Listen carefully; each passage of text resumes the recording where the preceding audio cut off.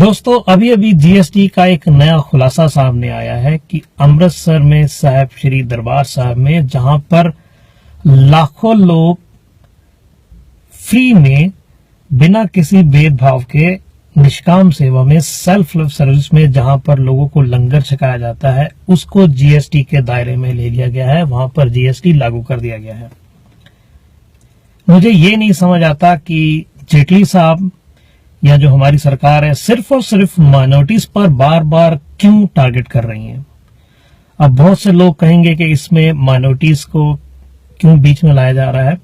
तो मेरा एक सिंपल सा सवाल है कि तिरुपति बालाजी के मंदिर में लड्डुओं का प्रसाद बनता है और वो लड्डुओं का प्रसाद जो कि प्रसाद कहलाया जाता है उसको बेचा जाता है और वहां से इनकम पैदा की जाती है, आमदनी पैदा की जाती है और वहां पर जीएसटी लागू नहीं किया गया।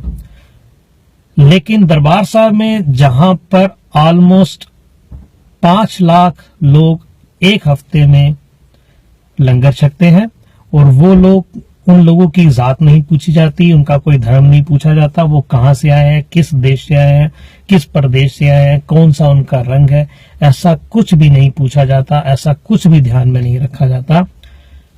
वहां पर जीएसटी को लागू कर दिया गया है। तो क्या ये एक सीधा सीधा माइनॉरिटी पर, साहिब श्री दरबार साहब पर एक छुपा हुआ अटैक नहीं है? जेटली साहब ने बिजली पर जीएसटी नहीं लागू किया क्योंकि वो अदानी साहब की है।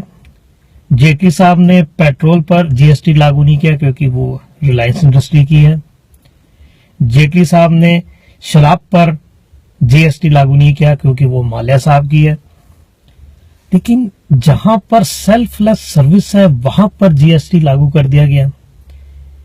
इसका मुझे सिर्फ एक ही रीजन समझ में आता है कि कहीं जेटली साहब अमृतसर में मिली अपनी करारी हार का बदला तो नहीं ले रहे।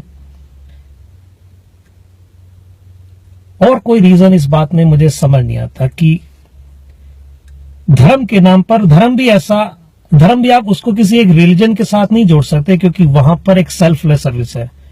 वहां पर जीएसटी लागू कर देना एक बहुत ही निंदनीय, बहुत ही गिरी हुई सोच को सामने लाता है। और एक छोटी सी बात मैं यहां पर और करता चलूं कि जीएसटी का मतलब होता है good and services tax. Amritsar दरबार साहब में ना कोई गुड्स, ना कोई चीज बेची जाती है, ना पर वहां पर कोई सर्विस बेची जाती है। वहां पर सेल्फलेस सर्विस जरूर है जो ह्यूमैनिटी को दी जाती है, मानवता के लिए की जाती है। ये जो कदम आपने उठाया है, इसे जब मुगलों ने उठाया था तब पूरे हिंदुस्तान में उस समय, आज से 500 साल पहले, त्राहिमाम हो गई थी और उन्होंने उसको नाम दिया था जजिया।